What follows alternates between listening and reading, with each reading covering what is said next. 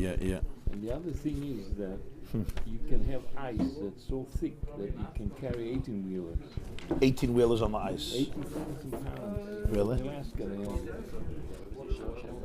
they have it, but you would think that the ice sheet is totally rigid. It's not. It can set up a standing wave that... Ah? Ja, von was?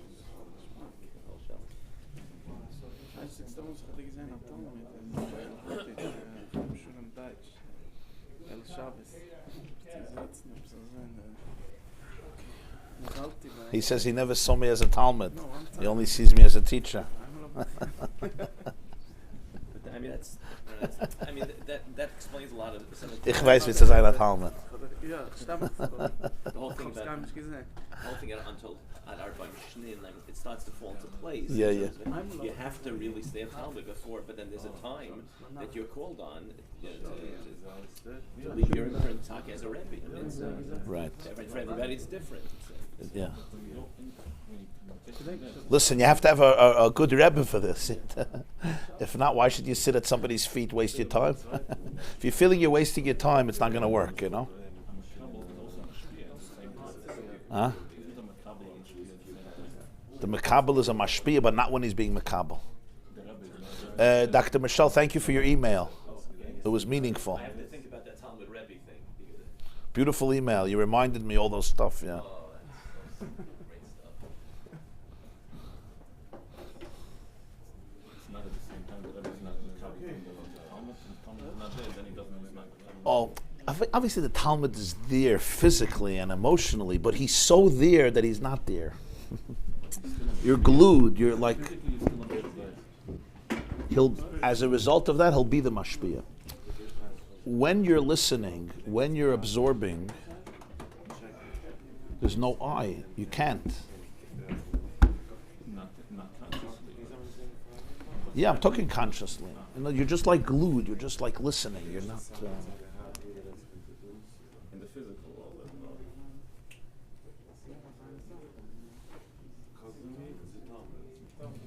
Have a great day.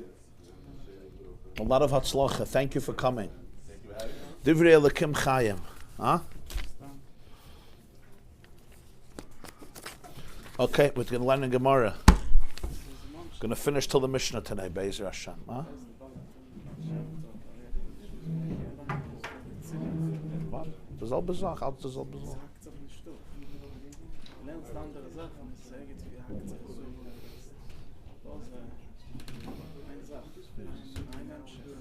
Alle mijn modem, ze als één gative. Ze ene kidde. Mrs. Lamb had mij allemaal gezakt. Mrs. Lamb had mij allemaal gezakt. Ze je als What happened to Eldad and Medad They were not. I don't know. Doesn't they don't? I guess they did their thing.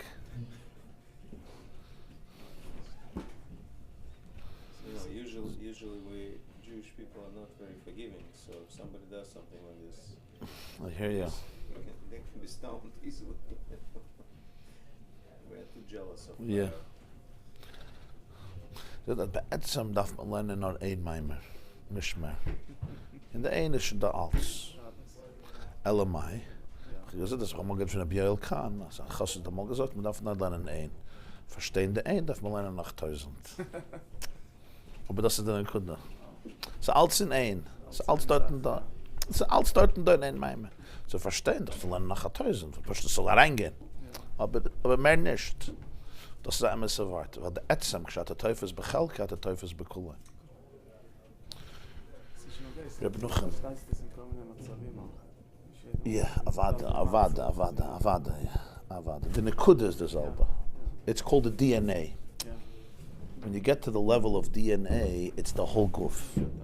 So du weißt doch, that in every cell is da a copy von instructions for the ganze gif. Wir können nehmen von der Reuk, von der Saliva. Ja, und das ist alles. Man weiß, von was. Aber man kommt zu den Kinder Atzmes. Man nimmt ein Stückchen Fleisch, man weiß nicht. Man nimmt. Could be nein. Aber man kommt zu den Kinder Atzmes, ist in jeder Prat da alles. Verstehst du? In Chassidus, das ist die DNA, der Pnimi ist der Ätzem. Das ist der Alts. Ein Wort hast du Alts. Was ist ein, ist achtes Abschütte. It's indivisible, huh? The whole Bri and the whole Torah, yeah. There's a Braisa Masechta Sanhedrin, a very fascinating Braisa Tosefta, that if a Chacham is teaching and two Talmidim come and they ask a question, one asks about what he's learning. Let's say learning Hilchas Pesach. The other one starts asking about Karbonis. So he says, you first answer the person who's asking Ke'inyan, the topic, and then you can go to the other person. There has to be a system. That's what Reb Meir says. Chachamim say no. You can go to the other one first. Why? Kol ha-Torah inyan echad. This is in Sanhedrin, a Braisa. The Rebbe would always say this. I heard it from probably 100 times. Kol ha-Torah inyan echad. What's Kol ha-Torah inyan echad? If you get to the DNA, it's ein inyan. The Spashtus is anders, but it's ein akudah. Yeah. Ja. Okay, lass mich mamschig sein. Ich kenne den Bett, du hast eine Minute. Ich habe was dazu gebunden. Ich habe vergessen mein Gemarah, a bloye Gemarah in the trunk von meinem Kai. Du weißt, wo ich bin parkt? Ja, am Platz. Dort nicht da Schlüssel gleich. Da man darf noch quetschen. Du weißt, wie zu quetschen? In the trunk. So in mein Platz, aber so links zu meinem Platz. Weil so mein Platz ist vernommen. So a bloye, the hebräische art scroll. Suchen. In the trunk, a größen Dank. Vergessen. Yeah, Rabbi Yosef Karo, yeah. It says also the same thing by him. It says that the same thing Beis Yosef wanted to die al Kiddush Hashem. And because of some sin he did, whatever it is, you know, sins, whatever, relative to their level. So it was taken away from him. So what happened instead? He became the author of the Shulchan Aruch. It says in the Beis Yosef, he writes in a sefer, he was hoping to die al Kiddush Hashem. That was his hope, and it was taken away from him. What was his punishment? He became the author of the Shulchan Aruch, one of the most important works in Jewish history till today. Not one of the most important. The whole Jewish world follows the Shulchan Aruch. You can't be a Jew without the Shulchan Aruch. You can't live like a Jew. Same thing. If he would have got killed al Kiddush Hashem, few people would know. Maybe it would be a story. But that's it. Today everyone knows the Shulchan Aruch. It's the Shulchan Aruch. It's also fascinating. What's projected to others is usually a form of detachment from self. And that's painful. It's painful. Moshe doesn't want it.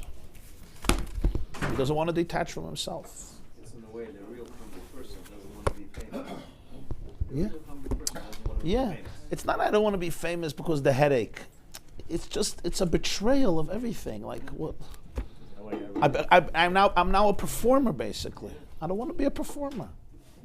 So I write about Haroid of Achara covered. I covered Berech. Yeah, Berech Memeno. Call me Sharoid of Achara covered. Yeah. well, baby also doesn't want Yeah. What did they say? They say from the Simcha Binim that you see people that are running away from covered, and the covered doesn't chase them. So he says because they keep on turning around.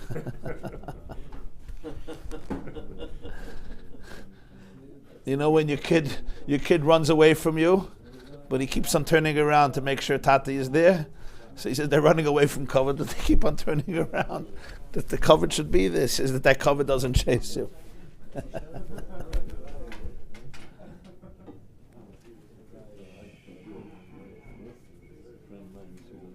I had an idea, I want to bring it up here.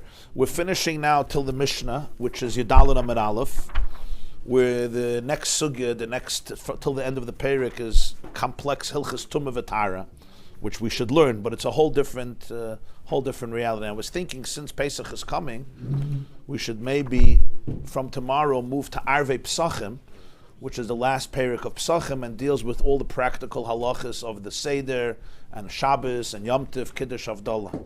I think it would be a good idea, no? In Yeshiva, they always say when we learn Arvei Pesachim. Okay, so we'll announce it. The thing is, it's 20 blot. So to finish it before Pesach will be quite a feat, unless maybe we could learn on Fridays. Okay, we'll figure it out. So Be'ezer Hashem, that's what we'll do. So the Gemarahs, this is the whole Pesachim. I just want to make sure the Gemarahs we have. Okay, Arvei Pesachim is a very, very, it's a beautiful, beautiful Perek. And it's also very practical. It's the halachic science of the Seder, even though that's at the end of the Perek. But the whole Perek is very, it's halacha l'maisa. You learned Arvei Pesachim, it's a geschmacka Perek. The Manishtanas, the Maror, the Chera, the whole thing, before that, there's Kiddush, Havdalah, Shabbos, Yom Tov. It's a different type of Gemarah, yeah. Okay. Today's a shtickle is a hard piece of Gemarah. Just for the record.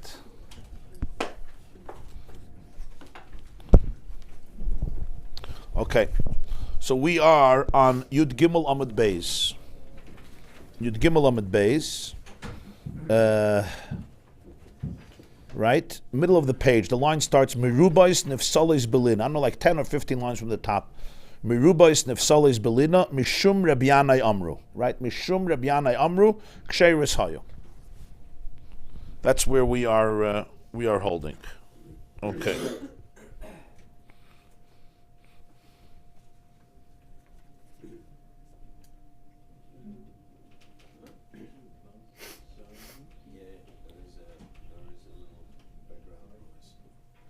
What is it?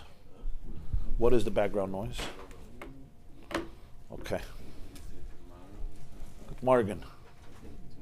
Willst du lernen a Stickel Gemarah? Okay, so come learn it. And then you could dance afterwards.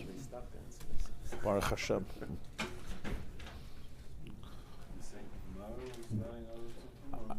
I think tomorrow.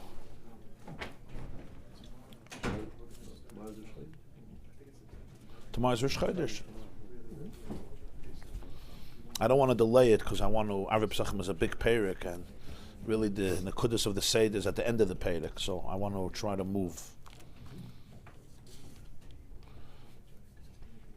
It's a different type of Perek. It's just very practical. It's everything we do today. It's just a different type of Perek Gemarah. Okay, so let's recall what happens here. Rabbi Yehuda taught us in the Mishnah on Daf Yud Aleph Amud Beis that there were no clocks, so they needed to notify the Olam what's going on with Erev Pesach. So they used to take, 2 pieces of bread from a carbon toida, because a carbon toida came with 40 pieces of bread, and those 2 pieces of bread were chametz, and they were disqualified. They were psulais, meaning you weren't allowed to eat them even if you wanted to. And they used to place them on top of one of the benches, on top of the roof of one of the benches on the Harabayas, because there were many benches around and around. And they chose one of them to put it on this elevated space where everybody could see it. And you knew, as long as there's 2 chalas up there, you can eat chametz. One is taken away. You can't eat chametz anymore because it's the beginning of the 5th hour, but you could still gift your chametz, feed your chametz to your animals, sell your chametz, and then when both chalas were taken away, when the second one was taken away, you knew it's time to burn the chametz. That's what Rabbi Yehuda taught us, what they used to do on the Harabayas every single Erev Pesach, to notify the large crowds what hour Erev Pesach it is, so they should know how to behave. So 1 piece of bread was taken away, you knew that it's approximately 10 o'clock, meaning the beginning of the 5th hour. The second bread taken away, you knew it's around 11 o'clock, the beginning of the 6th hour. No eating, no benefiting, and time to go home and burn the chametz that you own, you have, either from yesterday's b'dikas chametz, from today's breakfast, or whatever it is, you got to burn your chametz. So the Gemarah wanted to understand what made these 2 breads disqualified. Why are they puzzle? What's wrong with them? What happened? And the answer that we explained was, Reb Chanina told us something very interesting. Erev Pesach, you couldn't bring a carbon taida. Why couldn't you bring a carbon taida? Because there's no time to eat it. Every carbon has a prescribed time for eating. A carbon taida you can eat that day and the next night. But since 10 pieces of bread are chametz, so in the middle of the day you have to stop eating them. 11 o'clock, Erev Pesach, you can't eat anymore. So they didn't let anybody bring a carbon taida Erev Pesach in the morning because they were almost intentionally causing bread of karbonis to be burnt. The meat you could eat throughout the day. You can also eat throughout the night. You can have it in your Seder table. But the bread you won't be able to leave because it's chametz. So they're causing you to burn it. And you don't do that. Ein mevi'in kachim l'beis hapsul. We don't initially try to take something holy and cause it to be destroyed unless we have to. So they didn't allow, nobody brought a carbon taida on Erev Pesach. And of course Pesach also not, because you can't have chametz on Pesach. But even Erev Pesach, 7 in the morning, you couldn't bring a carbon taida. Why? Because you just have a few hours to eat the bread, then it would be very difficult, and so much of the bread would be burnt. And therefore, they didn't allow you to do the carbon. And by the way, we still see this in our minhag today. Where do we see it? Erev Pesach. You remember? The fact that they didn't bring a carbon taida Erev Pesach, we don't say Mizma L'Saida. You'll see in the Sidurim it says Erev Pesach, don't say Mizma L'Saida. Why not? And the answer is because Mizma L'Saida is basically our commemoration, our verbal replica of the carbon taida. Mizma L'Saida. It's a thanksgiving. We don't bring a carbon today. We'll say Hagoymel, but every day we say Mizma L'Saida. But not on Erev Pesach in the morning, because Erev Pesach in the morning there was no carbon taida, even though you could still have chametz. So as a result of that, we take out Mizma L'Saida. So when did everybody bring their carbon taida? If you lived in Yerushalayim, you could bring it whenever you want, but if you didn't live in Yerushalayim, it was hard to travel. So you brought it Yud Gimel Nisan a day before. So there was so many karbanas taida Yud Gimel Nisan, and not enough people to eat the bread, because it's 40 chalas, and 10 of them chametz, 30 matzah, 10 of them chametz, that have to be eaten by the owner of the carbon or by his friends or family, colleagues, etc. Poor people, I mean, you could give it to anybody who's tahir, who's pure, who's not tameh, and there was not enough people to eat. And as a result of that, as you would say, the supply was more than the demand. And as a result of that, the breads stayed over. It was simply too much to eat. So they passed their date that day and the next night. As I said, karbanas, so to speak, expire. After a certain time they expire and they're not edible anymore. It leaves a certain time and it's not anymore edible to eat. It's edible, but spiritually it's not edible, and you have to burn it. It's called noiser. So when Erev Pesach in the morning came, you had all these breads to burn. Not because they were chametz, even matzah, but because you couldn't eat them anymore. It was noiser.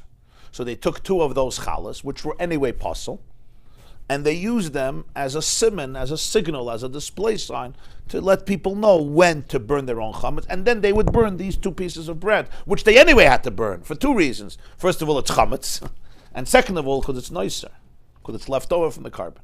That's what Reb Chanina explains. That's why Rabbi Yehuda said shtei chalos psulos. They wouldn't take kosher chalos. Why? Because then you should eat them. Why burn them? These were being burnt. Why eat them? But they didn't have kosher chalas because there were no fresh chalas today. Because Erev Pesach you wouldn't bring a carbon taida. The last carbon taida was brought yesterday, and if those chalas stayed over till the next morning, it's called psules belina. Lina means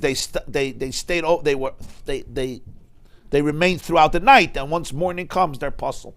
They're disqualified. Matzah also you don't need Erev Pesach. Besides the Matzah you don't need Erev Pesach, right? But the eating of the carbon would be doicha that. That we don't have a problem. The eating of the carbon would be doicha that. You understand? But the chametz, but here you can't eat it because it's nicer. It's left over. Verstehst? Not really? You can ask. If you want, you can ask. Yeah. You jumped in the middle. In a sense, on the 13th, they also knew that some of them were going to be puzzles, but it wasn't like on the 14th when they were surely going to be. Right. You try to get it eaten on the 13th. You probably asked people, but it was just common that not everything would be done, and there were chalas that were puzzle. So they had these shtei chalas psulas. Mishum Rabbi Yanai Amru.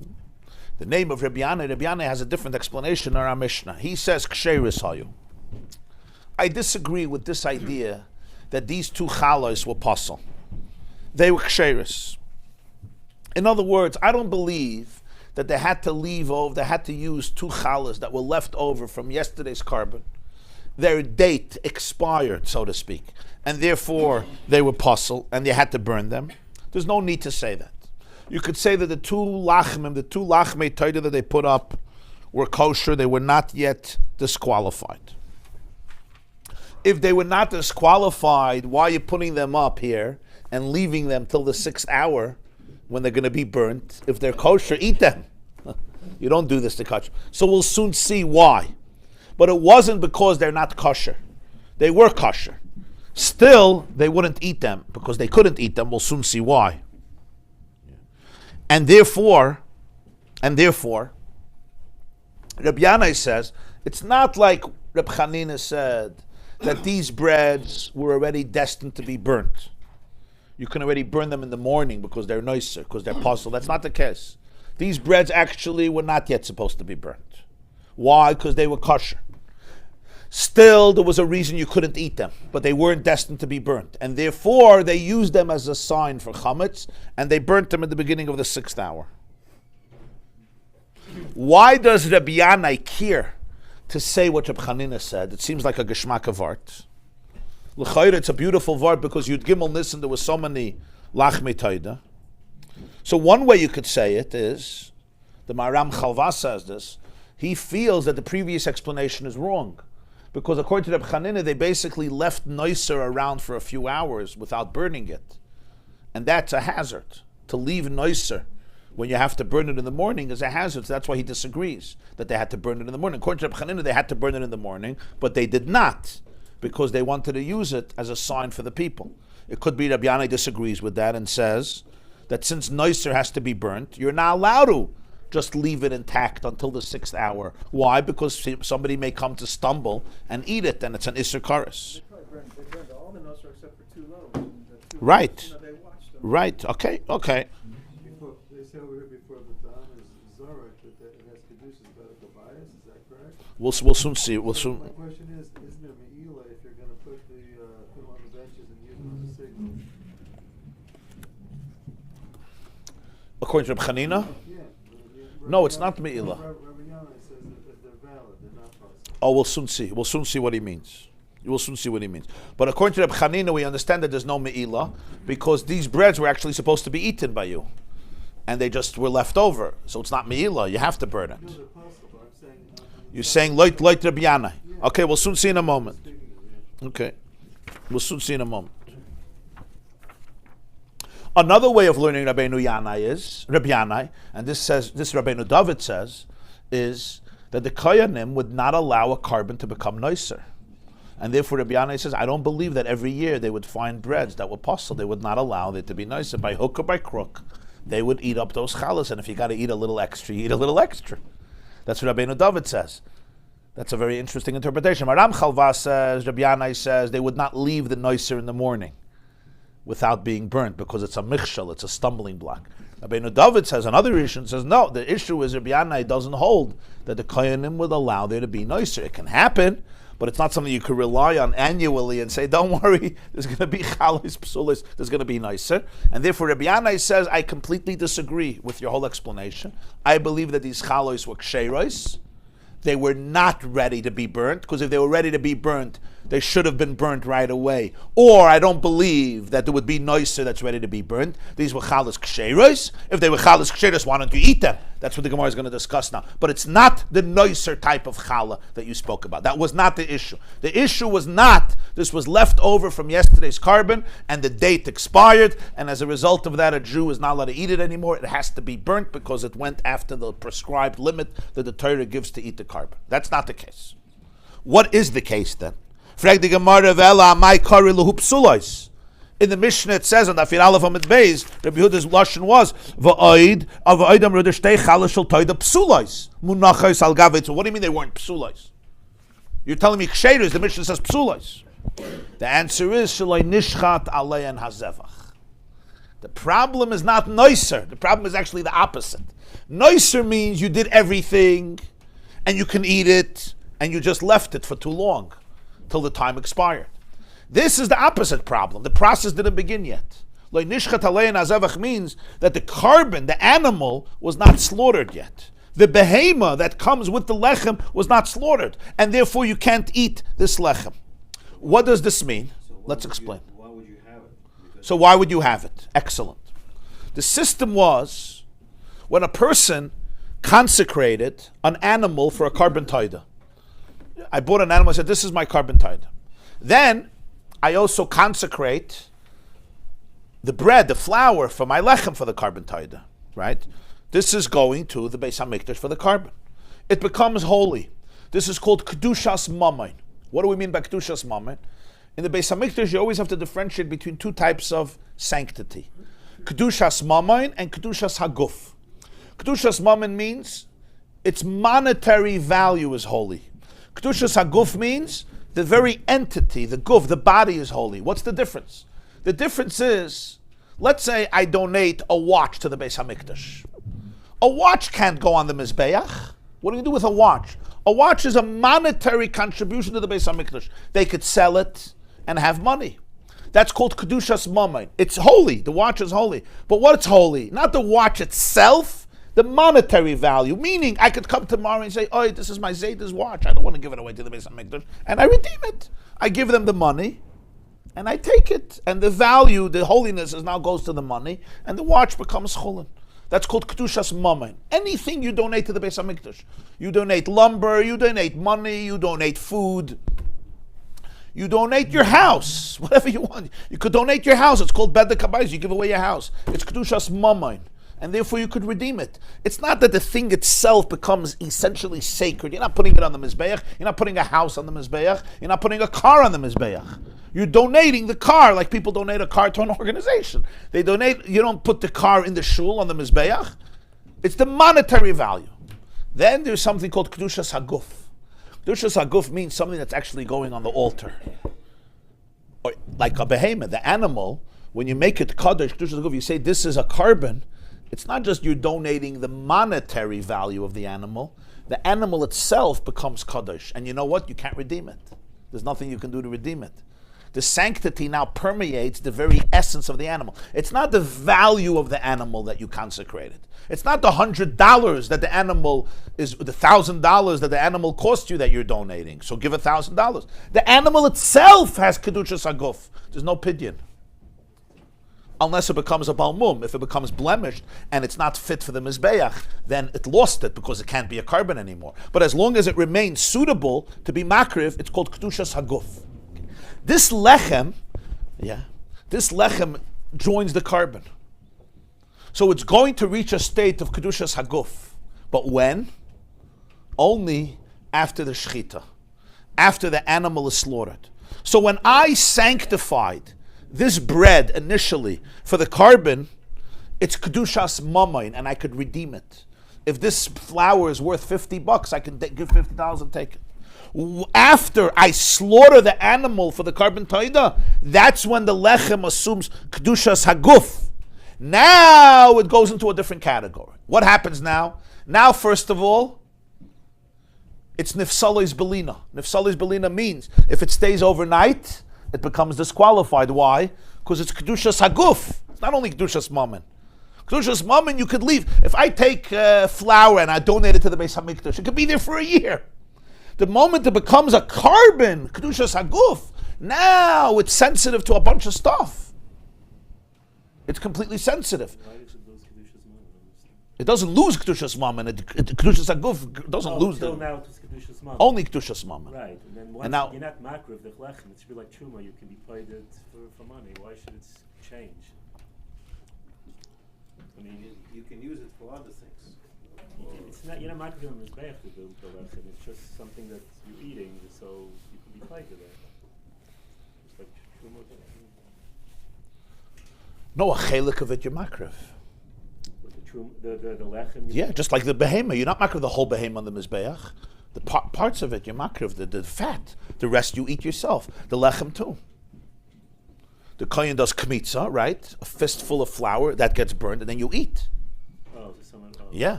So it's Kedushas Haguf. Bread is also, they don't put the whole bread on this big. Not in this case. The mincha of a kohen, he had to burn completely on the mizbeach, like a carbon oila. But this carbon was not a carbon oila. So for carbon taida, there's the part that the kohen burns, but then you eat. Oh, so that makes So it. there is a concept of breaking a bread even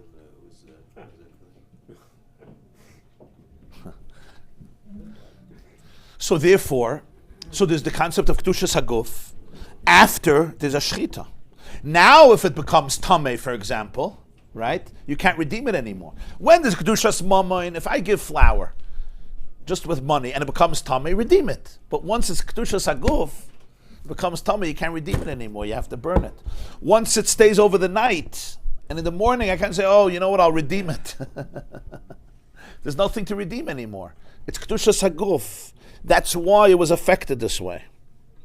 So therefore, you need the shchita, the slaughtering of the carbon, in order to make it kadosh b'kedushas haguf. That's what you need. After the shchita of the carbon, this now becomes a chelik of that carbon. Now, after you slaughter the animal, you have to sprinkle the blood. You slaughtered the animal, you took the blood in a keli, you went to the mizbeach, and you sprinkle the blood. After you sprinkle the blood, that's when you can eat everything. You can eat the animal, and you can eat the chalos, which becomes mutter. When you can eat the flesh of the animal, you can eat the chalos of the carbon toida after you sprinkle the blood. So the chalos are like an accessory to the carbon itself, to the animal itself. Before I slaughtered the animal, before I sprinkled the blood, I can't eat the chalos toida. Just like I can't eat the behemoth before I slaughtered and sprinkled the blood.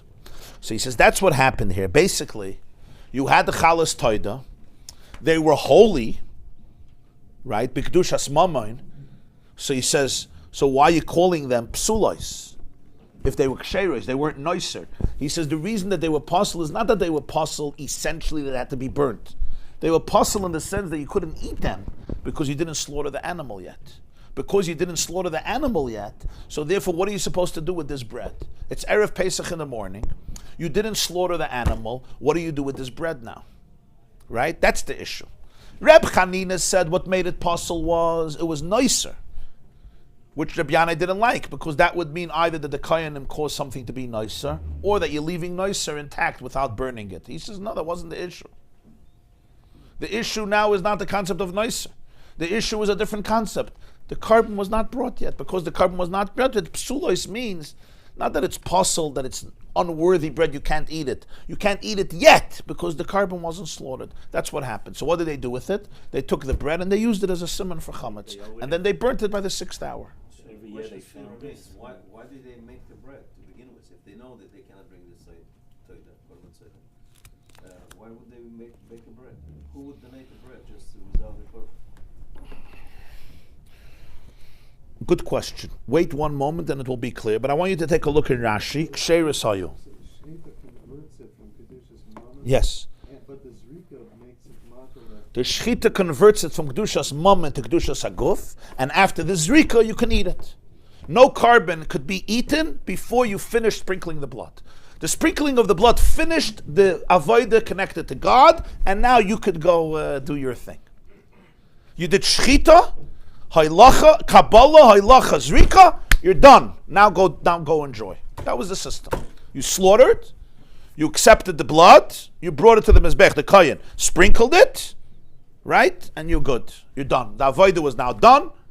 The sprinkle of the blood culminates the avodah, and now you go eat and enjoy. All the karbanos that way, besides the carbon oil, which you didn't eat. And then you still have to burn the fats. After you sprinkle the blood, you have to burn the fat. No, I'm saying it's ironic because Azar could do the shechita, right? Could do the shechita, but that's what converts it from. Yeah. So the shechita makes the lechem kedushas haguf, and then you have to finish the avodah, and then you can eat it. Here there was no shechita yet.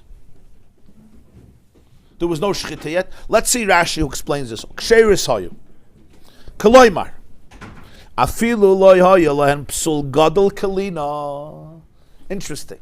Even though this lechem didn't have a serious psul, like lina, shein kvar l'sreifa, it's not that it was a carbon that stayed over the night, and it's nicer and you have to burn it. That's not the psul. Rashi says there was no psul gadol. Afilu hachi me'achar shein lem takana leyachal. Since you have no way of eating it, why? Because there was no shchita. Va'afilu hein adayin tu'unos ibur tzura. Even though it still needs ibur tzura. Ibur tzura means it has to lose its form, which means, let's say I have bread that there was no shchita. No shchita on this bread. There was absolutely no shchita. What would be the halacha? The halacha would be, I can't burn it. Why can't I burn it? Because there's no nicer yet. It's not nicer. It's just not yet edible to eat. Until there would be ibur tzura. Ibur tzura would mean it would lose its form. And then you would burn it. But that's not the case here. It's Erev Pesach in the morning. It didn't lose its form. Yavin and luhasam. So therefore you could put it on the platform, on the harabayas, and you'll burn it. V'heichi dami, kigoin shalei nishchat alein hazevach. V'yesh aleihen kedushas dami mishehukdashu. They have kedushas mammon, the kedusha of money. Ve'ein le'en heter atche yishachat alein hazevach v'yizorik hadam. The lachmei toiden kedushin kedushas aguf ele b'shchitas hazevach. Kedetanya b'menachas. Al chalois lechem chametz yakriv karbonoi al zevach. Melamed shein alechem kadosh ela b'zvichas hatoida. Only when you slaughter the toida does the bread become holy. V'hai kadosh kedushas haguf deka amar. The mishasha amar harei alai letoidasi chalalei shem hekdash. The moment you said I have to bring this bread for my carbon toida, it's holy, but not kedushas haguf. Aval ein kedusha is liposel belina ubetvul yoim. It's not so holy that if it gets tameh you can't redeem it, or if a tvul yoim touches it. A tvul yoim means somebody who went to the mikveh, but night didn't come yet, so he's not fully pure. V'im nitmu nivdin v'yotzin l'chulin achi yeshachet hazevach alein. Ukeshem sha'azevach mekatshon, kach bezrikas hadam nitarin heim la'achila kipsar hatoida atzmai. Through shchita, you'll have kedushas haguf, and when they sprinkle the blood, you can eat it. Just like the toida itself. The hoyel utluyin ba, harehi kamoyha. The bread is dependent on the animal, it has the same status. Uzrikas hadam materes kachim diksiv v'dam zvachecha yishafech v'hadar v'habasar teichal. After the result of sprinkling the blood, you can eat the basar. B'meila tainas Rabbi Yanai, this is what happened. Now comes the $1 million question. One word, v'nishchait. You have bread that's holy, so why are you burning it? Why are you using it as chametz and you're going to burn it? Shecht your animal and eat the bread. I don't understand. V'nishchait. Shecht the animal, Erev Pesach in the morning, sprinkle the blood, and eat the chalos. I don't understand what you're doing. Why are we allowing them to just display the chalos till bir chametz? You could do the right thing. You could shecht it and eat it the way you have to eat it. You're not allowed to bring a toid in Erev Pesach. Oh, so you're asking, what is the Gemarah asking? You're not allowed to bring a carbon toid to Erev Pesach, right? So l'cha'ira, the question is, that's what the tzlach says, what happened? Why didn't they shecht it? Like you said before, if they knew they're not going to shecht it, why did you end up in this mess? When did this happen? The guy did it, Yudalad Nissi, you're not supposed to do Yudalad Nissi. He did it yesterday. Why didn't they shecht the animal? What happened? Why did this happen? Where did this debacle happen from? A person sanctified bread for a carbon toida. When did he do this? And he sanctified an animal. So he did this Yudalad Nissen in the morning. Why did he do Yudalad Nissen in the morning when nobody is shechting it? Yeah, he probably had to speak to somebody, consult. So he didn't do it then. He did it yesterday. So if he did it yesterday, what happened? Why didn't they shech the animal? Why are we left here with bread? Like, what happened here? Where did this whole Maisa happen? So the Gemara answers interestingly. Sha'avad hazevach. Avad hazevach means it was lost. The behemoth ran away. Now the interesting thing is that they rely that this is going to happen every year because they needed a siman for Pesach. So the answer obviously is that there was such a balagan that they knew that there's going to be an animal that's going to get lost. Was that animal specific for that korban also? And maybe This guy's carbon, one of the carbonas, I mean, it had to be that specific animal. a carbon toida. So it could have got mixed up. So the Gemara says, 1 second. V'nesis evachacha v'nishchet. 1 second. Bring another carbon and shecht it. The animal got lost, so you replace it. So he says, no. The Amar, the person said, Zui toida v'zu lachma.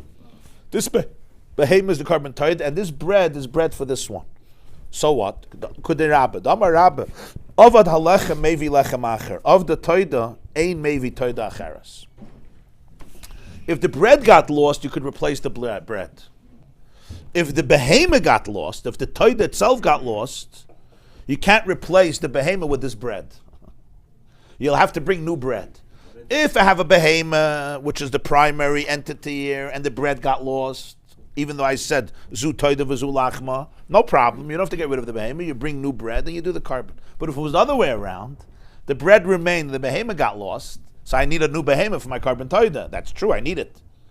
But I need new bread. I can't use the bread that was dedicated for the behemoth, the other behemoth for this one. Why? My time, lechem glal toida. Ve'ein toida glal lechem. But didn't we just learn that it's lechem has kedushas mammon, and therefore you can redeem it and replace it? Gesundheit. I think you should do. You could. Yeah, you could. So you basically redeem it and then rededicate it for a different animal. 1 second, we'll get to the 1 second. Good. You're right.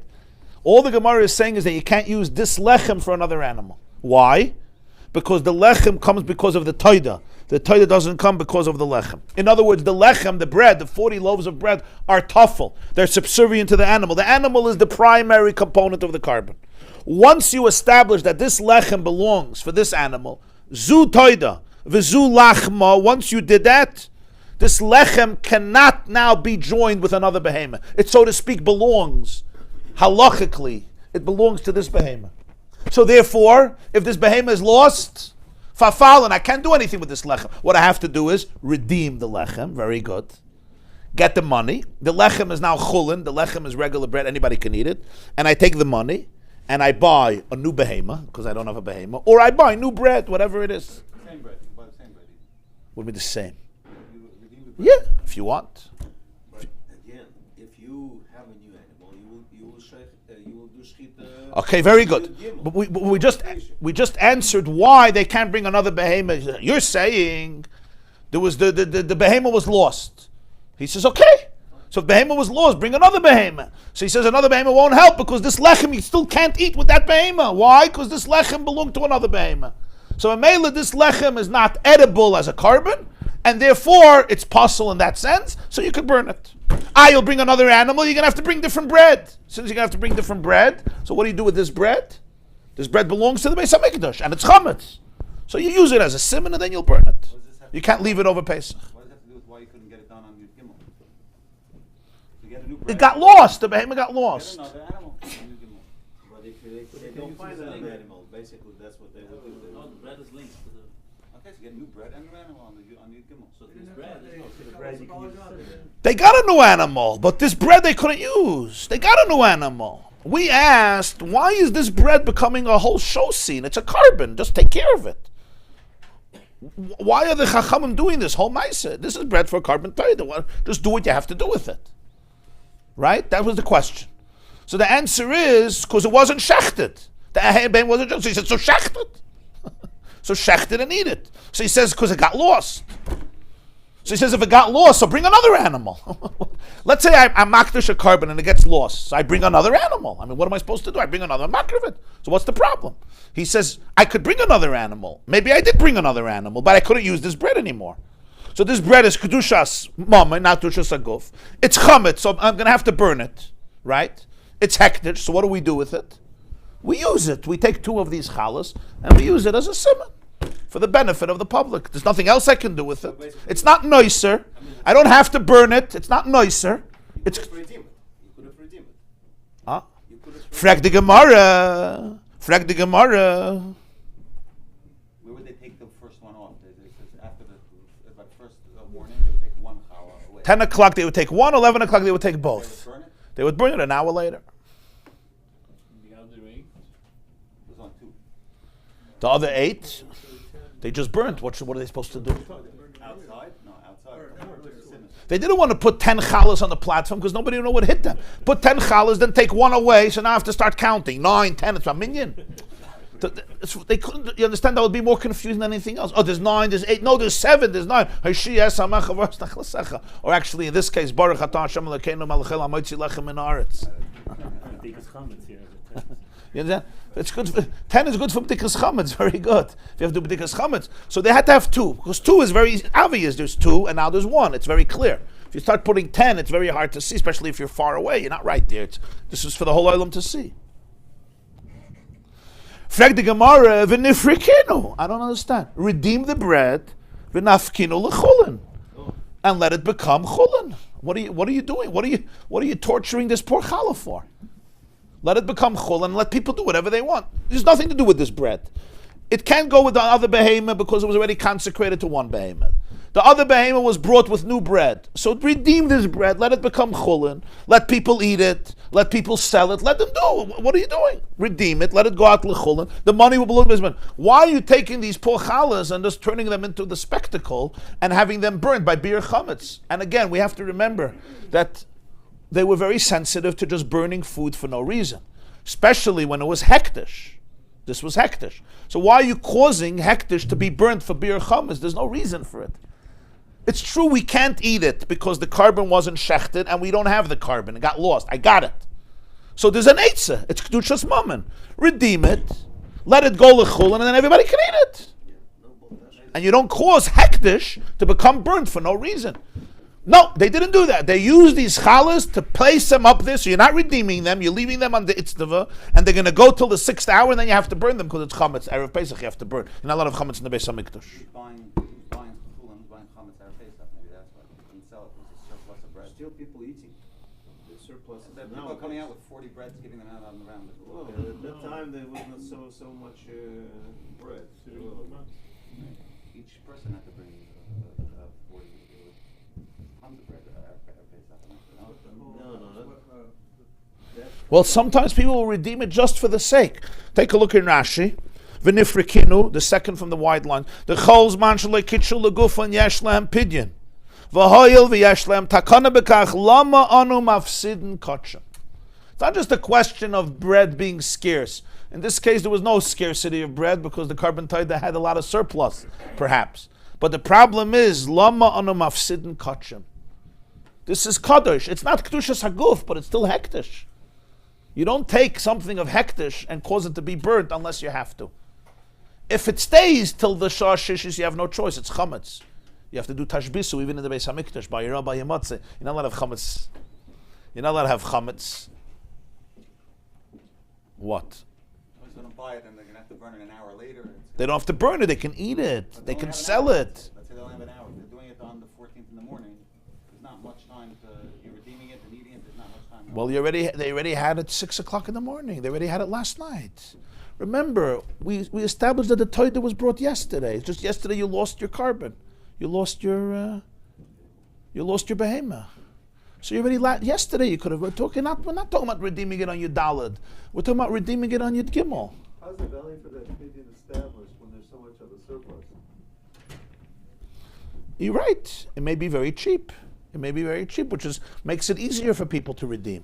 So we're talking about redeeming it on Yud Gimel, and there's plenty of time to eat it. You can gift it to somebody. You can give it to somebody else. You can't sell this to a guy. Thank you. If it was redeemed, could you sell it to a guy? I'm not sure you're allowed to. Because pidyon hektish, it has something. I have to look. By a behemoth, for sure not. By lechem, could be also not. I think not. But you can eat it yourself. Remember, the redemption would be Yud Gimel, because what do you do with this bread? This bread you can't use for a carbon taida, right? The behemoth is lost. So what do I do with it? Redeem it. Let it go l'chulin. No, they didn't redeem it. They left it till the morning, and then they burnt it b'shah shishis. Maybe it was a tzarchet tzibur, so you're allowed. It's not like they're letting it to waste. They're using it for the something. Inyan not to be mafsid kachim is a serious thing. Even though it's used. It's not like tzarchet tzibur. Find something else. Find another thing to put on the platform. I don't know. Let somebody do a magic show. Find something else. You're taking kachim. Maybe if you have to burn it, I understand. That's Reb Chanini. Anyway, burning it, it's nice. But hey, you don't have to burn it. So your mamish be a dayim causing hectares to be destroyed. For what? For a simon. Find another simon. I understand if you're anyway burning it, it's a good thing. And it's chametz. So it's actually a geshmaka simon. In other words, the best simon is chametz, right? Why did they use lechem toida? They couldn't find something else. Put 2 apples. The answer is, if I look at two apples, I don't necessarily remember chametz. It's apples. If I see two big chalas of chametz, inflated chalas, and it's Erev Pesach, they take away a challah, it means I got to start cleaning up the mess. They take away both chalas. In other words, it's very geschmack to have chametz as a siman because it's a direct reminder. Right.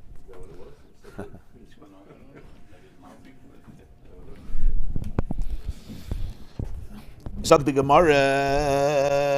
So what's Rabbi Yanai really thinking? Ella, he says, you're right. It's something else happened. La'olam shenishchat alein azavach. They did slaughter the carbon. No, they slaughtered the carbon, so it's kedushas haguf. So eat it. Ooh, what happened was v'nishbach hadam.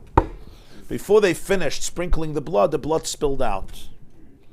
And therefore this bread is never going to become mutter to eat. Let's remember, when does the flesh of the carbon become mutter to eat and the lechem? Only after shchita and zrika. Because it spilled out before they finished the avodah of the dam, so side the animal and side the bread remain forbidden to consume forever. Because the avodah was not done and it's kedushas haguf. It's already holy, the behemoth is dead after the shchita, it's a carbon. It's not redeemable. And the lechem is not redeemable because it's after shchitas hazevach. So now what are you supposed to do? Because of this, you're never going to be able to eat it. You can't redeem it anymore. So therefore they said you can already use the chalas for a siman, even though it's not noiser. Remember, it's not noiser. It's not left over, right? It never became mutter. And therefore you're not mechuyev to burn it now. You would only be mechuyev to burn it after ibur tzura, when it loses its form, or it goes through the night, but that didn't happen yet. So l'cha'oira, you wouldn't have to burn it. Nonetheless. So what's the probability of such an event? When They're they saying every year. spill it? Yeah, it says this happens every year. And Yeah, even it's like if every they year. spill it, usually the keli has a certain shape. You can't spill it completely. There will be something left over. In the keli. Unless the keli is like... No, but before he finished the avodah. The keli was not like that. It was something like this. So even if they spill, there's something remained. Or And the for sunlight sprinkling on of blood. purpose. How many droplets of blood do you need? Let's see Rashi. Ela la'olam shenishchat aleim azevach. Here are the key words. Teshuv ein lam takana. There's nothing you could do anymore. Meaning you can't redeem it. It's kedushas haguf. Ukegoyin shenishbech hadam. Umiyu adayin ein. If it's nishbech hadam, 1 second. So why does Rabbi Yanai say ksheros? They're not ksheros, they're psulos. Just like Chanina called them psulas, why is it ksheros? So Rashi says, Umiyu adayin ein tu'unas reif. Because really they don't have to be burnt yet. They first have to lose their form. In this case, where the bread is not noiser, but it's also not edible because the blood got spilled, do you have to burn it or not? You're not allowed to eat it. So when it loses its form, then you burn it. It's called ibur tzura. The Tanam beKeitzat Tzolin. Kol shepisule begufay. The Gemarah says in Keitzat Tzolin daf pei beis. Kol shepisule begufay. If the disqualification happened in the guf itself, for example, you left over the meat after the time, yisarif miyad. It has to be burnt. It became tameh. It became pasal belina. The flesh itself, the bread itself got pasal, you have to burn it right away, like noiser or tumah. Bedamo bebailim. What if the psul was in the blood or in the owner? Then to ubor tzurasoi. But then it first has to lose its form. Its tzura has to go away. It has to lose its form, like bread. It loses its form. And then it gets burnt. There's two types of psulim, right? Let's say I'm makriv the carbon. Everything is good. I sprinkle the blood. And then, right? And then I take the meat and I want to take it home to eat. Yeah? And somebody dies in the house, right? And the meat becomes tameh. That's called psulei begufay. The meat is tameh, or the bread becomes tameh. So I have to burn it right away. Or it's tameh belina. It's pasal belina, I mean it stays over the night. So this is called psulei beguf, and that you have to burn right away. But what if the psul is not in the food itself? The psul is in the blood. For example, the blood got spilled out. The carbon itself, the meat or the bread is kosher. Or bailim, the owner becomes tameh, so he now can't eat it. Now you don't have to burn it right away because that itself didn't become tameh. You have to wait till ibur tzura. Are we allowed to burn it right away? No. You have to wait anyway. Right. You have to wait. That's why he calls it ksheros. That's why he calls it ksheros. Why? Because you're not supposed to burn it. It's a very interesting. That's why Rashi is being ma'irich. Because you don't have to burn it right away. It's not noiser. Reb Chanina says it's noiser, so he calls it psulos. But since this you don't have to burn right away, right? In fact, you have to wait till the night passes to burn. Ibur tzura means the form changes, or even if you leave it through the night, usually there's a change already in the morning. The bread is not the same bread, or the meat. Remember, it's not refrigerated or frozen. So if you leave it through the night, it's already a little bit of ibur tzura, so you could burn it the next morning. But since that didn't happen, so therefore it's still called ksheros, and because it's called ksheros, Rabbi Yanai says it's not the same like noiser. But because it's not edible, so what would they do? They would use it as a sign for chametz, and they would burn it in the beginning of the 6th hour because it was chametz, and chametz you have to burn. What status does it acquire in the morning? When stuff is So that's a shayla. We don't bring a carbon tide on the 14th. We bring a carbon tide on the 13th. So supposedly this happened on the 13th. If this happened on the 13th, so then there was already l'chayra ibur tzura in the morning. So you would anyway have to burn it. So it's like Reb Chanina. What's the difference? Chanina says it's nicer, and you say it was ibur tzura. So that's a little shver. So it seems like the Tosfos Harash says that you have to say that Rabbi Yanai didn't hold that you didn't bring a carbon tide on the 14th. In other words, he held that sometimes you did. And it could be because Rabbi Yanai feels that they never allowed noiser. They would never allow for noiser. So maybe Rabbi Yanai Taka holds that they didn't always allow all the karbonis on Yud Gimel.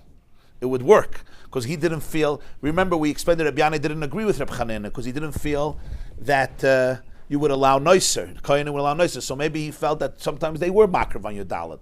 If this happened on Yudalid and the blood spilled, then you wouldn't have to burn the challah until the next morning after Ibur Tzura. But because it's not edible, so they burnt it earlier with the chametz, and they used it as a simon for chametz, and they weren't destroying kachim, because this is anyway going to a place of destruction. There's nothing you're going to do with this bread. You can't redeem it, so there's nothing to do. So they already used it for chametz, for a simon for chametz. In a funny way, they basically used it for a good purpose, because really this lechem, there's nothing to do with it. only if they didn't do it according to Rabbi. Only if it was brought on the 13th. If it was brought on the 13th, then you would anyway have to burn it in the morning, because it would be Ibr Tzura. But if it was brought on the 14th, and you can't eat it, why? Because the blood spilled, right? And you're going to have to burn it anyway, Erev Pesach before Chatzos. So they already used it as a simon for chametz. Why can't you burn it? Either it has to be overnight. No, but Erev Pesach you have to burn it mitzad chametz. Mitzad the carbon you wait overnight, but mitzad chametz you have to burn it. Bal yirah bal yamatzeh. You understand? They did it already earlier. Oh, we're going to get there. We're going to get there in a moment. Next piece. Huh? You don't have to. You have to wait till the form leaves, till the form changes, or overnight. So it can still be that you brought it the 13th. But then they would have to burn it in the morning right away. He wouldn't call it ksheris. Why would Rabbi Yanai call these breads ksheris? It means it's different than Reb Chanina. Reb Chanina calls it psulos because it's noiser. If you have to burn it right away, it's just like noiser. So why would he call it ksheris if it went through the night? If you burn a carbon yud gimel and the blood spilled out and this lechem stays overnight, you have to burn it in the morning. Why overnight? Because overnight its form changes. Ibur Tzura doesn't mean you have to burn it right away. It means you're allowed to burn it. After Ibur Tzura, you have to burn it because it's a miksha. It's not like no, you said you have to burn it right away. It's more like before Ibur Tzura you can burn Why it. they have to use bread for a korban? No, because noiser is possible, and this one is not noiser. It's not noiser. You're saying that Ibur Tzura you could delay. No, but you Till can't it's eat it Ibur either. Tzura, So that's why he calls it ksheris. Till Till Ibur Tzura is still hanging, you're not allowed to burn it. Jacobson, he had a question, which was, how come they had to use bread from a korban specifically? Why couldn't they just bake up regular bread? I think it was because they didn't want to use the bread that they burned. Why did they have to take bread from a korban? Why they couldn't use? Why don't they just take from a store 2 breads of chulin? Yeah? Like, what do you need this whole maisa with a toida and this?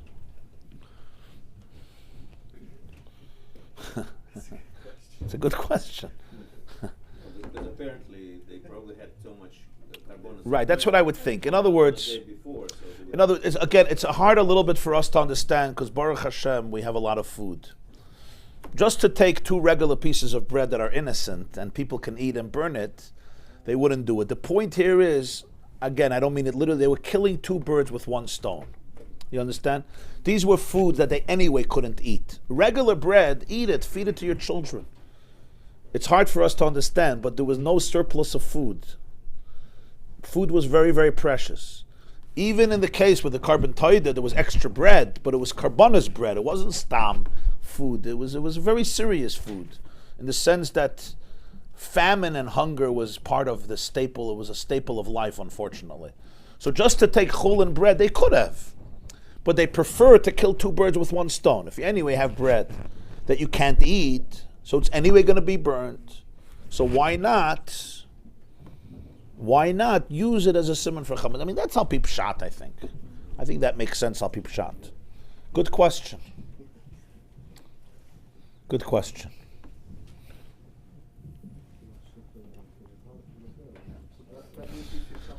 But I just want to, this is a big chiddush to say that Rabbi Yanai argues and holds that you could bring the carbon on your dollar. That's a big chiddush. And Taka, if you look in Tosfos, just take a look at the beginning of the Tosfos, the 4th Tosfos from the top. Elo lo olam shenishchat alein hazevach, and the blood spilled. Omer riva, the hashta hodar be mimasha omak ksheres hayu.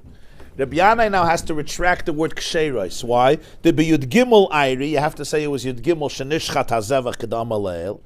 Ein mevi and toida b'yadalit v'hashta mifsalut feish and nishbechadam. And now it's even more puzzle than according to Reb Chanina. Number 1, the blood spilled. V'gam nifsalu belina. Number 2, it stayed overnight. Ulakach maime. Okay, and therefore you have to say that it's not anymore. Initially, Rabbi Yanai said it's ksheres, but now he's changing psulos. Unless you say it was yadalit, like some Rishonim, Taichin Rashi, and then you could say that Rabbi Yanai's ksheres still maintains. But the question is now, if he's already getting to this situation, why couldn't he just say what Reb Chanina said? I understand he disagreed with Reb Chanina, because Reb Chanina said that it's really something you have to burn in the morning because it's nicer. So Rabbi Yanai was uncomfortable with the fact that they didn't burn nicer. Rabbi Yanai was uncomfortable with the fact that they didn't burn nicer in the morning. Maybe that's one explanation, so he argued. But Tosfos is asking now, why doesn't he already agree with Reb Chanina based on this Maisa? Chanina is much better. Besides nishbech hadam, which is unusual, just say there was extra bread left over. It says lekach maimed ben nishbech hadam shatam harishin shomer Reb Chanina metorch shein merubes nefsalas belina nira loy doichik. The eichi yitachen dem pnei ribuy shalahen lo yimatze oichlim aloy mutarin lazara. He completely believes that it's untenable to assume that there were not enough people to eat the breads on Yud Gimel when everybody can eat it. If only Koyanim can eat it, I understand. But if every single Jew, man, woman, child, as long as you're in Yerushalayim, could eat it, what's the big deal to say that they found eaters for all the karbonas? And he doesn't believe that this concept is a practical concept, that every year Nefsal is Belin. And therefore Rabbi Yanai rejects Reb Chanina's idea, and he feels what happened was not the issue of Noiser, what happened was a completely different issue, and that is when there's so many karbonas, mistakes happen, people bump into each other, head-and-head collision, the blood spills. That's the issue. The night passed. You dial it in the morning. You have to burn it, and therefore you used it as chametz and you burnt it a little later. How many titles were already brought? Everybody's in Yerushalayim came for Pesach. No, but you only bring it if something. I don't know. I mean, Could be a lot. Every day. But the whole Klal Yisrael came. Every day plus all the influx of tourism. I mean, what's They have to they go have to to Yerushalayim, have but Yeah. everybody has something after. They were coming anyways. They brought it then. It was for the whole Klal Yisrael. Ubi Yerushalmi, and this is Yerushalmi. Reb Chanina gufe mashani haishinuya. In Yerushalmi, it's different. Here it's Reb Yanai. Over there, Reb Chanina says this. The Goras Hasim Reb Chanina oim psulas hayim neshahayim memarim lahavi toidosein b'pnei chametz shebetoides. Everybody was in a rush because chametz. V'i efshir shelo yishafech dama shel achas mehen. There was such a balagan. Somebody's dam spilled. V'hei nefsalis. Now midikom neshem memarin mashma dibet gimel ma'ide dekulam hayim avin. The center was Memar, and everybody was in a rush, and that's where the blood spilled. It's much more time when everybody came together. So again, from here, it would seem from the Yerushalmi that happened Yud Gimel, not Yud Dalet, because you can't bring a toid on Yud Dalet. So this is a completely different story. The issue was not nicer. The issue was it never even got to that stage. You never finish the avoid, and therefore the behemoth can't be eaten, the challah can't be eaten. This carbon was basically brought to a halt, and you have a big problem here, and it's anyway unusable, so they used it for chametz, to show the people for chametz, and then they burnt it. Now they have to fish out this person in the crowd and find the challahs. It's also nice, people. Well, the Koyanim were responsible. They were the ones who were responsible. Koyanim is risen hain, but they could make mistakes. Fakir Day was risen, so they were in a rush. Now it's even worse. So now you probably hold the same way. Why one holds is possible, another one says kosher. So what's Right. So Tosfos says in the beginning that he holds that Rabbi Yanai now retracted from the ksheris.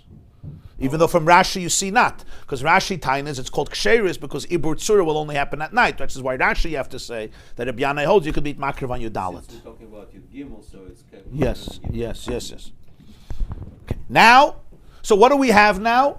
You brought a carbon, you shechted it, everything was good. You had the bread. The bread is kedushas haguf because you shechted it, and then something happened with the blood. There was a mistake, the blood got spilled, and now you're stuck, and this whole carbon was not completed, and basically you can't eat anything, and ultimately you have to wait and burn it, so we burnt it now earlier, Erev Pesach. Says the Gemara, come on. This means that the shchita itself is enough to sanctify it with kedushas haguf. You don't have to wait for the blood to sanctify it with kedushas haguf, because you have to wait for the blood, then you could redeem it. You could still redeem it, right? So you have to say that this man holds that the shchita itself makes it holy even before the zrika, even though it doesn't let you eat it. He says, Ki Rabbi, this is the view of Rabbi. The Amar Rabbi, Shnei dvarim hamatirin mailin ze beloiza. The two things that allow a carbon to be eaten, mailin, they elevate it to kedushas haguf, one without the other.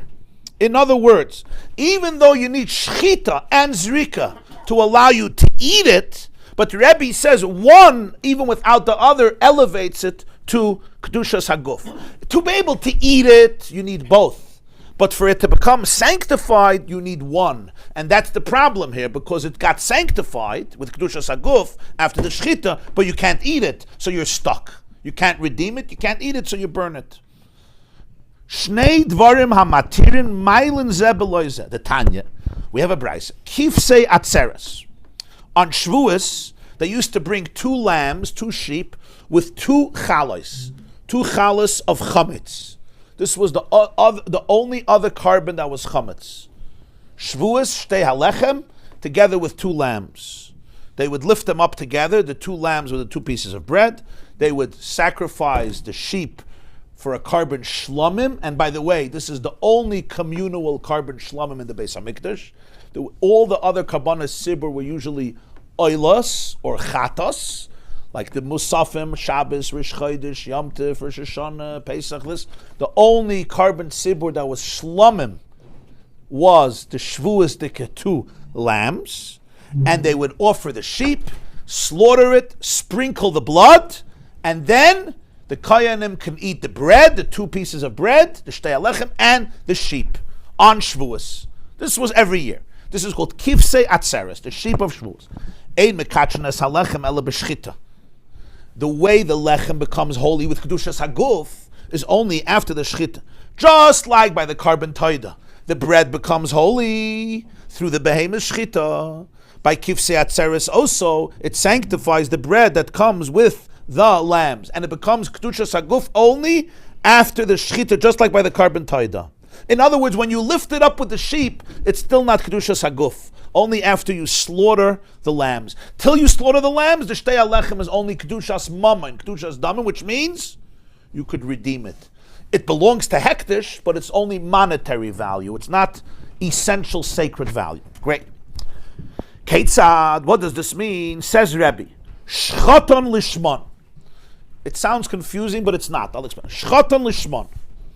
The Koyanim, or anybody, slaughtered these lambs lishman. Lishman means for the sake of shalmei tzibur. Their kavana was, we want this to be the carbon shlamim for the community on Shavuos. V'zarak dama lishman. And then you sprinkle the blood with the same intention. Kidesh halechem. The lechem is now holy.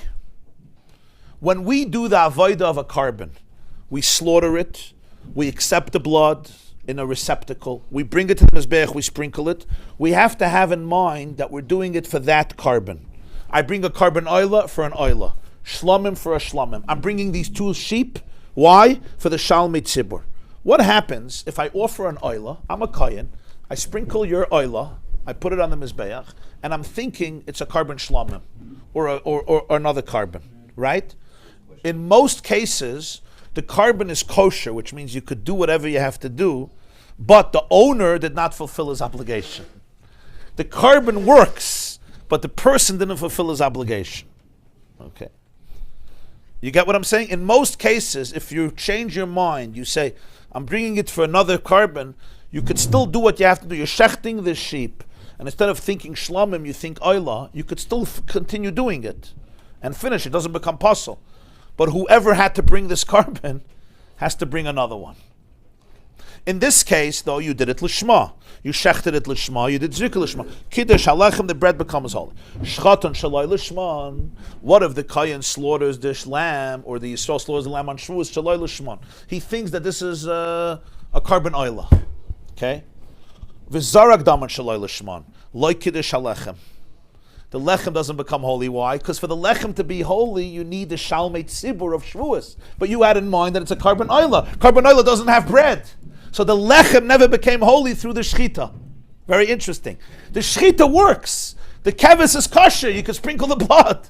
But it became a carbon oila. So it didn't sanctify the bread because your machshava changed it. So the lechem didn't become kadosh. So it remains kedushas mammon, not kedushas aguf. Because the kvasim, right, never became kifsei atzeres. They never became lambs of Shavuos. They're stam shlamim. Let's say shalmi nedava. Stam shlamim. So mela, the shechita is not mekadesh the lechem, right? And even if you sprinkle the blood with the right intention, it's not good because the shechita was with the wrong intention, or the shechita was with the right intention. If you had in mind a carbon that does have lechem, then because it has kedusha saguf. Only this has shtei alechem. Only this. Toida is a carbon yachid. It's a carbon sibur. Right. So No, because Toida is 40 breads. This is 2 breads. Yeah, but it's attached with lechem, so would you say kedusha saguf? I don't think so. Because it's totally different. Yeah. Shchatan lishman v'zarak daman shalai lishman. What if you shechted lishma and you did the zrika? Then kadosh, because the shchita, Rabbi holds the shchita makes it kadosh. So once there was good shchita, if the shchita wasn't good, the zrika was good. Too late. But if the shchita was good, lishma, so the lechem becomes kadosh, and you can't redeem it anymore.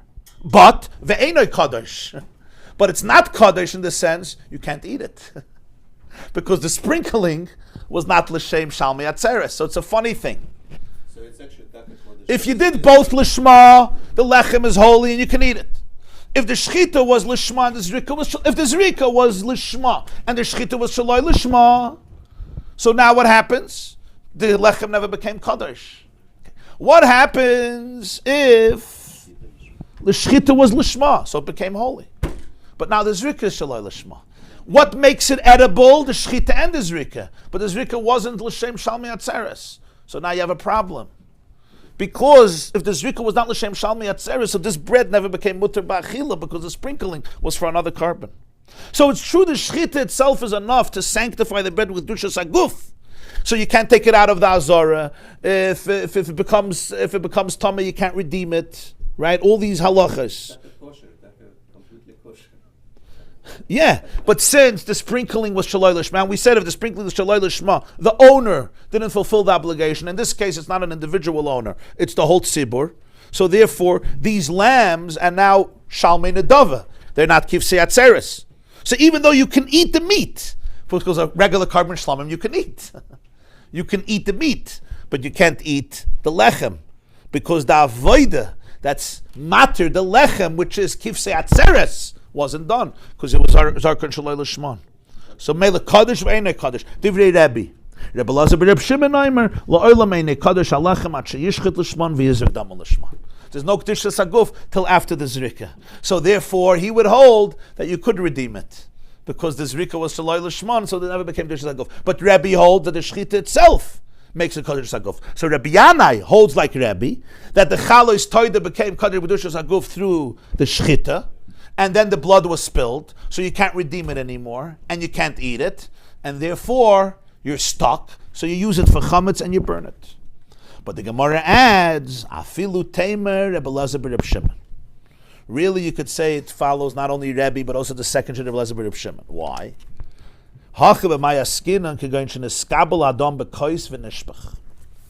this case, by the carbon taida, you took the blood with a keli. You used to shech the animal, take a receptacle, accept the blood. There were 4 avodas: shchita, kabbalah, hailacha, zrika. Shechting, receiving the blood, bringing it to mizbeach and sprinkling it. You took it in a keli, and then it spilled.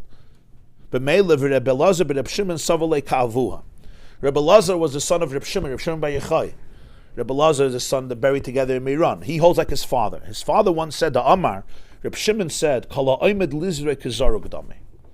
something that stands to be sprinkled, to be thrown, it's like we consider it zaruk. Meaning, in many ways, this dam, when you already accepted it, it's oimed lizrek. It's destined to be thrown. So we considered it kizaruk dami. Since it was ready to be thrown and sprinkled on the mizbeach, so therefore he would hold that the lechem of the toida became kadosh already b'kedushas haguf, even though at the end the dam wasn't spilled on the mizbeach b'poyel. But nonetheless, Reb Shimon Bar Yochai holds that once you got the blood in the keli, the halachos that apply to sprinkling of the blood will already apply besides one area. You're not allowed to eat it. That's the only area where you don't say kazaruk dami. So therefore, since in this case he already received the blood, so the challah became holy b'kedushas haguf, so therefore you can't redeem it, so you could burn it for chametz. On the other hand, because they didn't sprinkle the blood b'poyel, you can't eat it.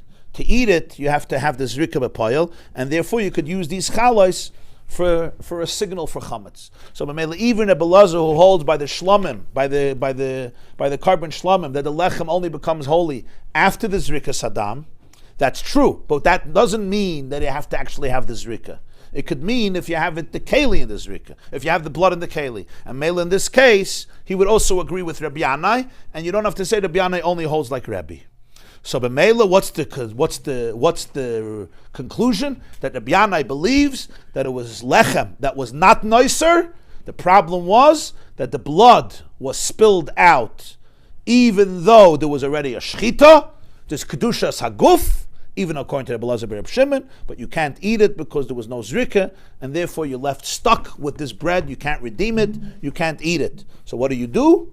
You use it as a sign for chametz, and ultimately you're going to burn it. Why is it called kosher, not puzzle? It's kosher.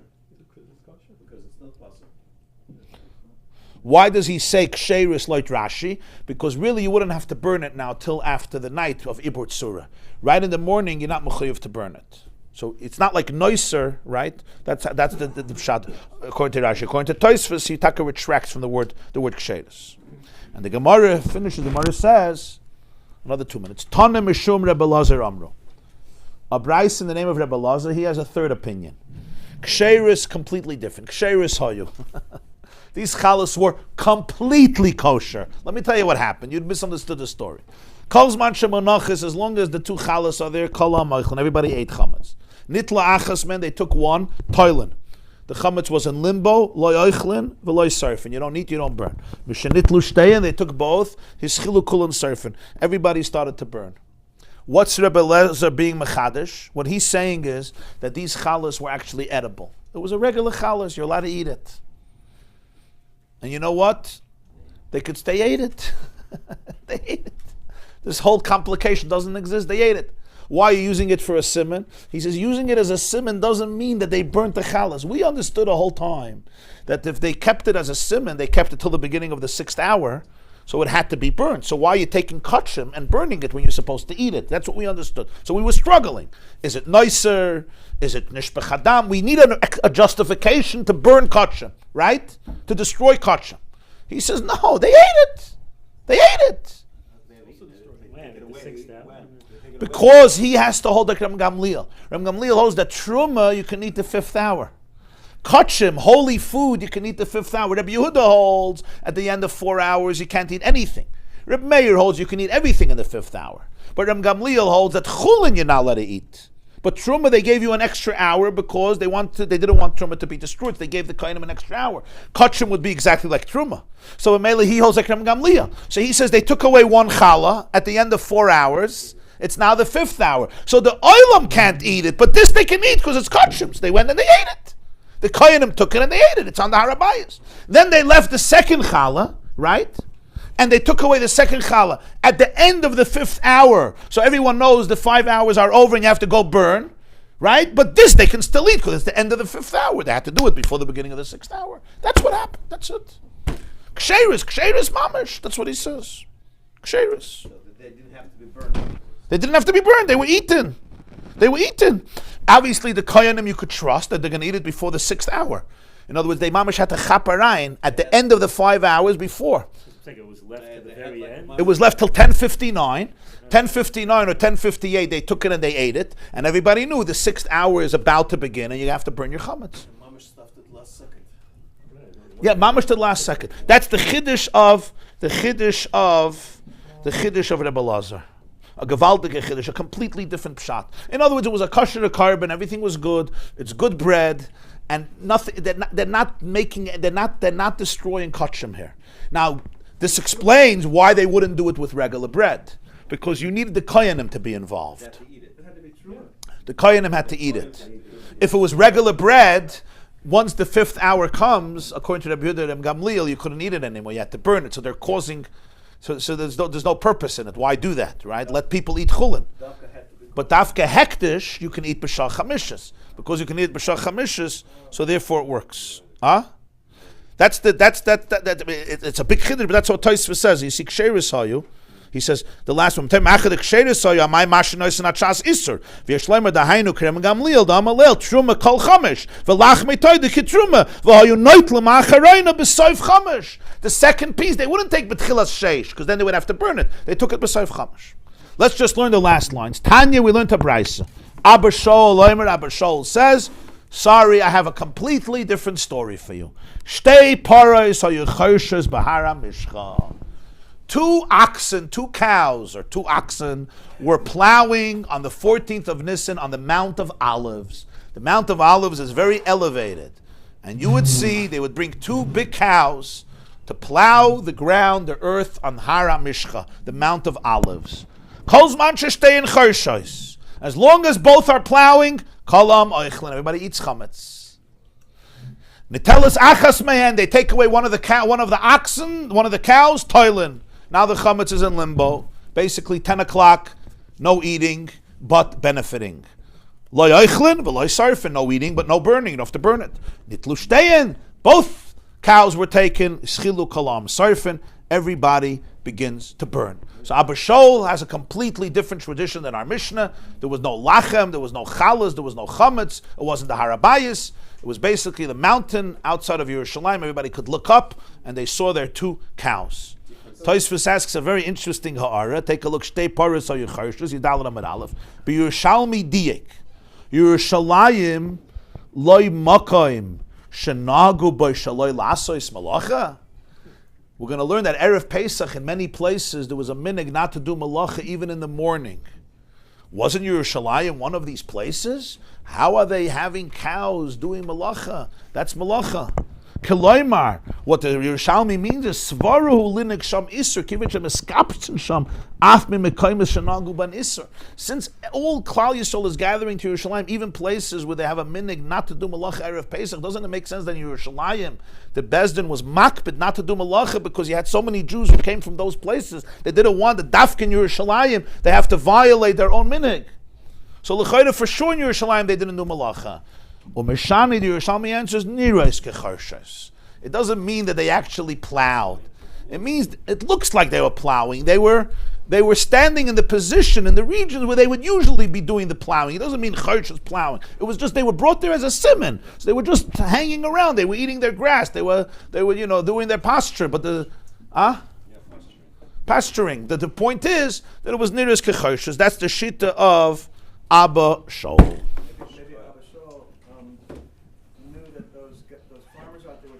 They saw the lechem on the bench, and that's how they knew when to take away the 1 cow, when the 1 bread got taken away. Okay, so Be'ezer Hashem, tomorrow morning, Blineda will begin Arvei Pesachim, okay? The 10th Perek of Pesachim. I think it's appropriate before Pesach to learn that Perek, because it's the practical part of Masechta Pesachim. And we'll try to move and be able to cover some ground. All this I also really want to try. I apologize for the delays every day, but I'm going to try to start the Shir Gemarah 7:45 because that's the designated time, and I think it'll be more concentrated and productive. Say that bli neder. I always say bli neder because things happen at my shir that I don't always predict. We don't have the chalis toida to. You want me to signal you? You could signal me. I don't know if it's going to help, but What's this lina? lina. The word lina means right. They stay overnight, like it says by Yaakov. Vayolen sham kiva hashemesh. Vayolen means genechtigt. You stay overnight is called lina. Anything that stays overnight and you don't do with it what you had to do with it is called lina, and it becomes puzzle in the morning. For example, I'm being a carbon, right? And I have the meat, the fat that has to go on the mizbeach. But I forget to bring it up on the mizbeach, and I leave it on the table over there in the Beis HaMikdash. It comes morning, I'm like, whoops, there's a carbon yesterday. We didn't bring the meat on. It's puzzle. Puzzle belina, I can't bring it up on the mizbeach anymore. Huh? Burn it. The same is true if it's my carbon toida. I have meat I brought home. Yeah, I fall asleep. I wake up in the morning. The meat is there. It's called pasal belina. Now, if the time that the Torah gave to eat the carbon was only yom v'layla, so the next morning it becomes nicer. But a lot of carbonas was shnei yomim v'layla echad, so I still have another day, so it's not pasal belina. Depends the prescribed time. Did it expire in the morning or not? The bread is a carbon toida. Carbon toida is yom v'layla. Right? We say every morning, ha-toida ve'el nazir, nechalin b'chol machal li'yom v'layla. So after the night, it's over. It expires. There is lina.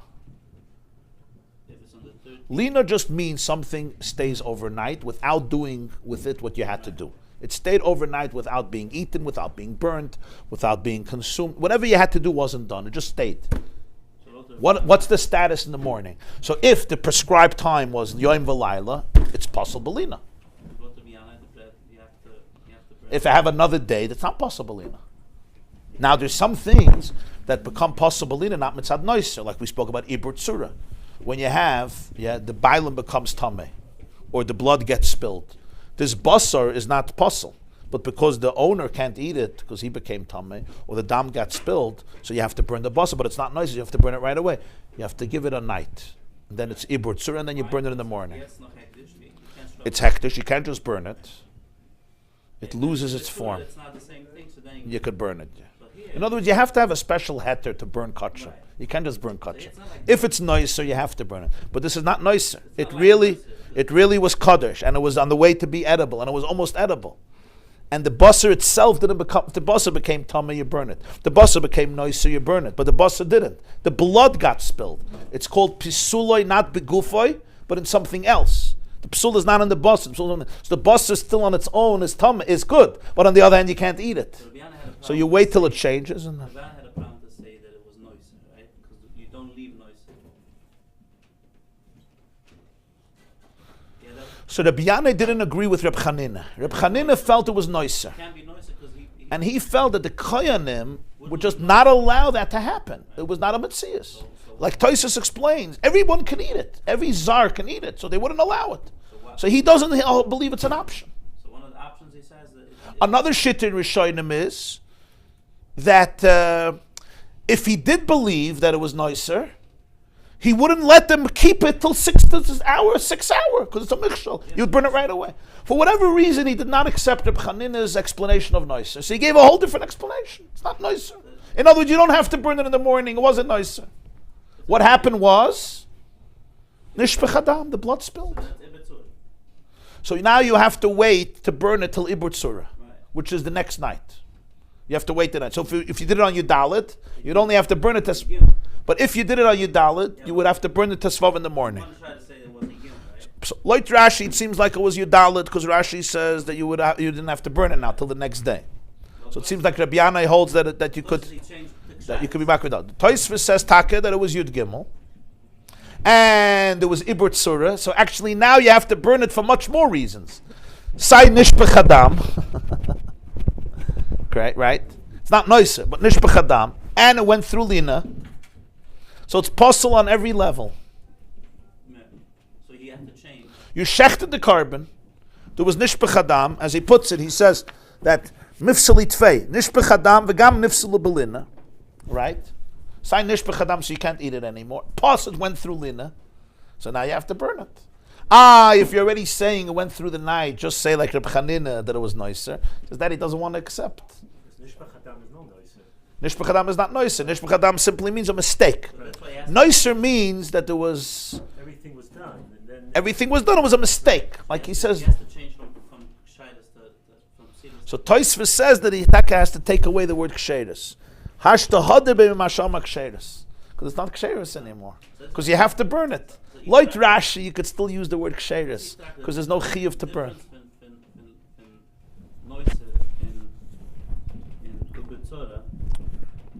Is that you don't have to burn it right away. It has to be burned. But it's not like noise. There's a mixture. Because yesterday they were eating it. Now they're not allowed to eat it. Yeah. They weren't eating it last night either. Right. It's a mixture like. Noiser is a bigger mixture. Yeah. Noiser is an Isser Karas. Yeah. Noiser is an Isser Karas. So it has to be burned, but it has to be burned this morning. So you can still say Kshaydus.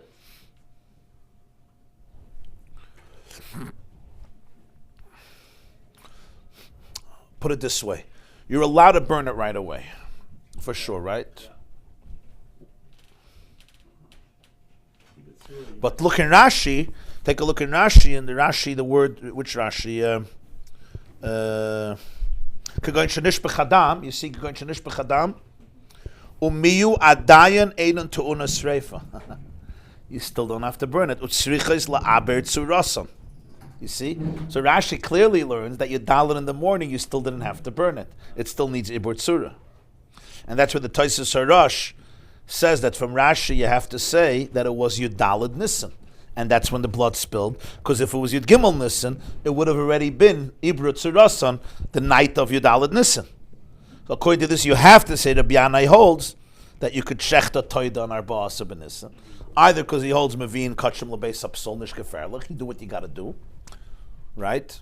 Or he holds maybe they wouldn't allow them to do them all Yud Gimel, so they pushed them off to Yudal. However you explain it, but that's what it looks like Rashi holds. Tosfos doesn't learn that way. Tosfos learns it was Yud Gimel. Why does Rashi have to say this? That what? Einon tu'una sreif or sichas la'abed tzaras. And l'chayda, that's what he means by ksheres. That mitzad lechem itself, you wouldn't have to burn it yet. You could leave it over the night. But since chametz was coming, so they already burnt it earlier, and they already used it for a sign of chametz. You're saying even like Tosfos, you could say you're not mechuyev to burn it right away. It doesn't have to be ibn tzura, it is the next morning. But l'chayda, the word ksheira still wouldn't apply, because this man sreifa came already. The word ksheris means it's still, you don't have to get rid of it. L'chal's kosher. Right. This is not, could be ibn tzura happens a little later. Ibn tzura doesn't have like a time. It's not like So you have ibur tzura literally that the form gets lost. But generally, Chazal said that if it goes through a night, it's nesaber tzura because something happens. Even if it doesn't lose its form completely. So even tzura, you don't have to burn right away because someone's not going to come to eat it because it changed. it's never meant to eat. It's not like noise. I'm saying because He's it saying changed that, the form, so it's not. It's interesting. I don't know. I'm not sure. What's it mean at the end of that Rashi? Afilu hachi mezazli and bavu v'yavim. Oh, so even though you don't have to burn it right away, right? Afilu hachi mezalzelin b'hu. They already was mezalzelin it. They cheapened it already. They treated it cheaper. V'yavinu hasam, and they put it on the platform to use as a signal for chametz. Even though it shouldn't get burnt now, it's only tomorrow. But since you can't eat it anymore, so it's already useless. If you can eat it, they would never do this because it's kachim. Why are you going to burn it? But since you anyway can't eat it, so even though you don't have to burn it, they already Zazel means they mistreated it, so to speak. They Put it down enough. They put it down. They used it for this, and it would get burnt earlier. Would get burnt in the 6th hour, which you have to mitzad chametz, right? But they weren't causing it to become something that's going to be destroyed because it's anyway going to be burnt. Not now. In a regular day, you would wait till tomorrow. But it's anyway not something you can eat or use. So instead of burning it tomorrow, we use it now for chametz as a sign, and then we're going to burn it with the chametz. What's What's it mean in the? You understand? What's it mean in the Tosfos? Reb Chanina, Gufia, Mishane, Hay, Shnuya, Degoren, Haisam. In the Tosis Ellen, Tosis is saying that the Yerushalmi has a different gist where Reb Chanina himself gives this answer of Rabbi Yanai. What do those words In mean? Reb Chanina Gufa, Reb Chanina himself, Meshani Hay Shinuya, answers this answer of Rabbi Yanai. In our Gemarah, it's two separate people. Over there, Reb Chanina himself gives this answer. The Goras Hasam in Yerushalmi, it says, Reb Chanina Oimer Psulas Hayom Neishoyim Emarim Lahavi Toidoi Seyan. He says they were puzzled because they would rush it. You understand? Yeah.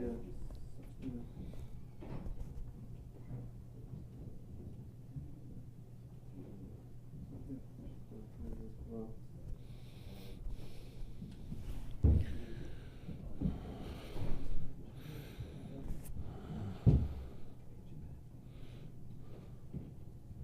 what's it mean the Gorem Haisam, Rabbi Chanina? The Gores. What's it mean the Gorem Haisam? What'd you say? What's it mean the Gorem Haisam, Rabbi Chanina? The Goras? Is that Garis? The Goras Hasam. That's Rabbi Chanina explains it. The Goras Hasam. Yeah. The Goras Hasam means this is how the Yerushalmi has the text. This is the text. This is how he reads it. Yeah. Doctors? You would think they would always get sick. There's stuffing. Yeah. Yeah. Yeah. I would assume that they always got sick. Yeah, they were. No. What the Kohanim? Yeah. Oh, they had that one room that they could go into. They had a fire going all the time, and they could go in there and get warmed up anytime. Yeah, thank you. Right? They could get warmed up.